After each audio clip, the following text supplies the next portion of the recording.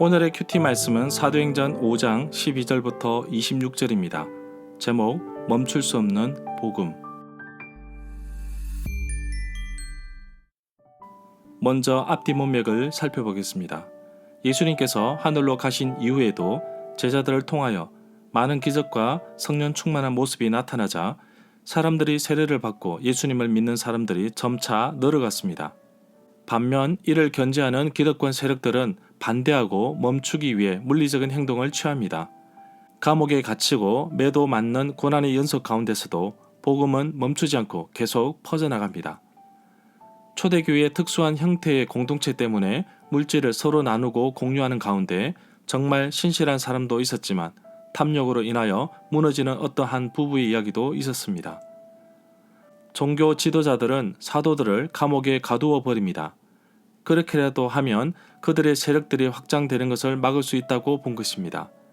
그러나 팽창하는 교회의 부흥을 막을 길은 없습니다. 감옥에 갇힌 사도들을 천사가 문을 열어주었고 사도들의 사역이 멈추지 않도록 하나님의 간섭하심을 느낄 수 있었습니다.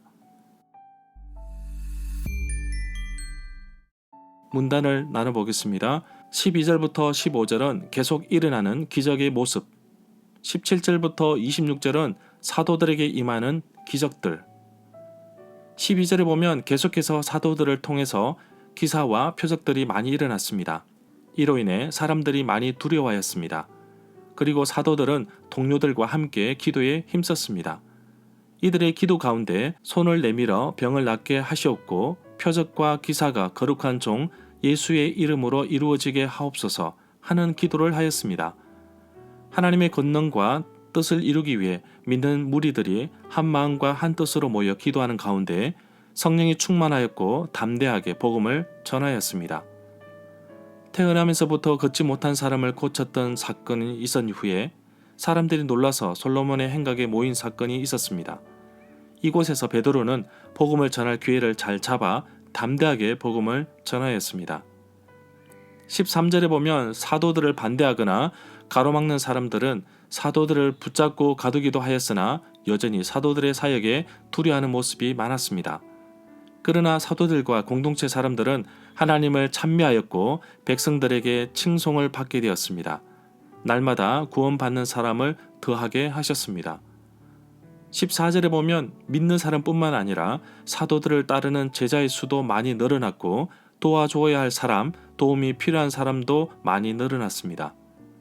15절에 보면 그러자 사람들은 베드로가 지나갈 때면 병자들을 데리고 나왔고 또 침대나 깔 자리에 눕혀놓고 베드로의 그림자라도 그들 가운데 덮이기를 바랬습니다. 바울도 에베소에서 석 달 동안 담대히 하나님 나라에 관하여 강론도 하고 권면도 하였습니다. 심지어 사람들이 바울의 몸에서 손수건이나 앞치마를 가져다가 병든 사람에게 얹으면 그 병이 떠나가고 악기도 나가는 모습이 있었다고 사도행전 19장 12절에서 말하고 있습니다.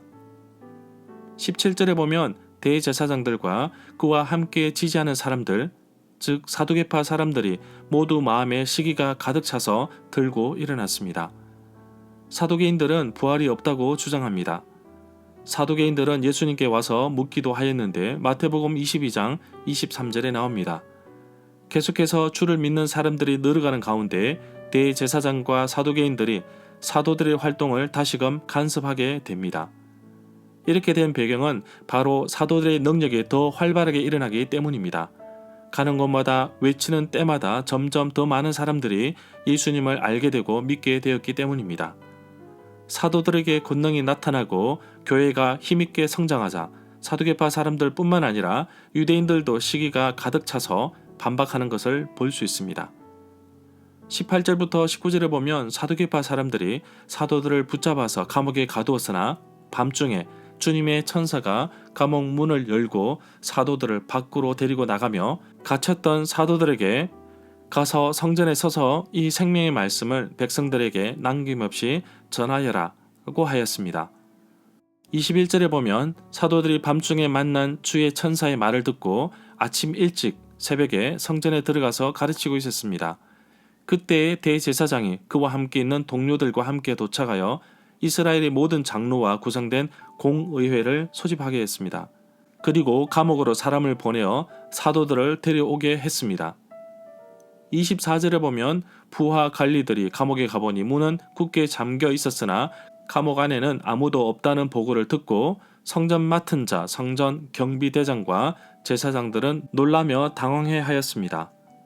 26절에 보면 성전 경비대장은 그의 부하들을 밖으로 데리고 나가서 성전 뜰에 서서 백성들을 가르치는 사도들을 다시 붙잡았습니다. 그러나 그들은 백성들이 자기들에게 돌을 칠까봐 두려워서 폭력을 쓰지 않았습니다. 절마다 상세한 설명과 구절 해석, 핵심 내용과 중심 줄거리는 네이버 블로그에 올려져 있습니다. 내게 주시는 교훈입니다. 많은 사람들이 요즘에는 전도가 안 된다고 합니다.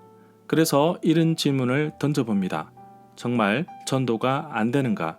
아니면 전도를 하지 않아서 안 되는가? 아시겠지만 전도를 안 해서 안 되는 것입니다. 지금도 전도를 열심히 하는 교회는 부흥하고 성장합니다. 그러나 많은 사람들이 전도를 힘들어 하는데 정말 전도가 힘든 세대가 온 것은 확실한 것 같습니다.